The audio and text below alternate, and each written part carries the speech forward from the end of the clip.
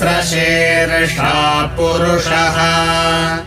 सहस्राक्षः सहस्रपात् स भूमिम् विश्वतो वृत्वा अत्यतिष्ठद्दशाङ्गुलम् पुरुष एवेदगम् सर्वम् यद्भूतं यच्च भव्यम् उतामृतत्वस्येषा नः यदन्नेनातिरोहति एतावानस्य महिमा अतो ज्यायागश्च पूरुषः पादोऽस्य विश्वाभूतानि त्रिपादस्यामृतम् दिवि त्रिपादोर्ध्व उदैत्पुरुषः पादोऽस्येह भवात् पुनः ततो विश्वम् व्यक्रामत् शासनानशने अभि तस्माद्विराडजायत विराजो अधिपूरुषः स जातो अत्यरिच्यत पश्चाद्भूमिमथो पुरः यत्पुरुषेण हविषा देवा यज्ञमतन्वत वसन्तो अस्यासीदाज्यम् ग्रीष्म इद्मः शरद्धविः सप्तास्यासन् परिधयः त्रिः सप्त समिधः कृताः देवा यद्यज्ञम् तन्वानाः अबध्नन् पुरुषम् पशुम् तैयज्ञम् बर्हिषि प्रोक्षन्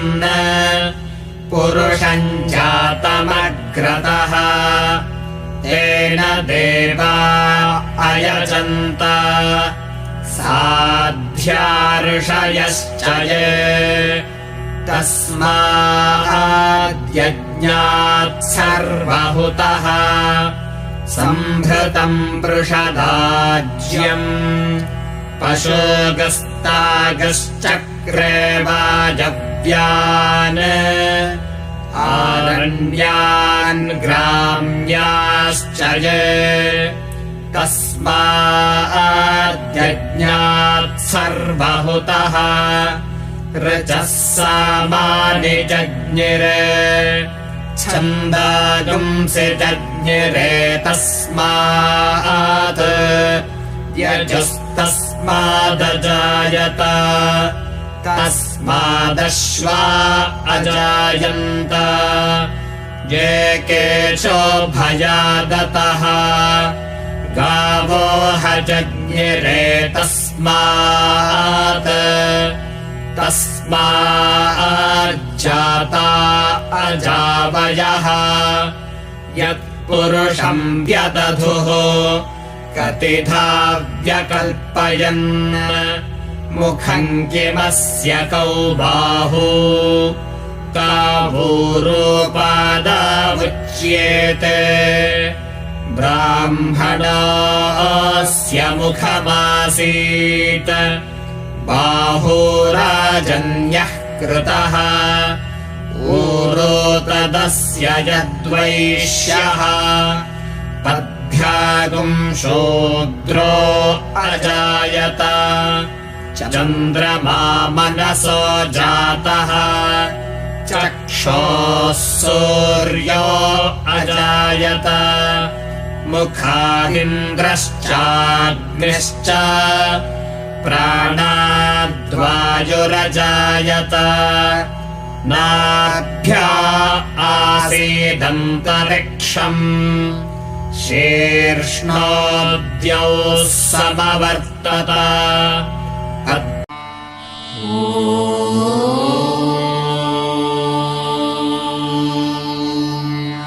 नमो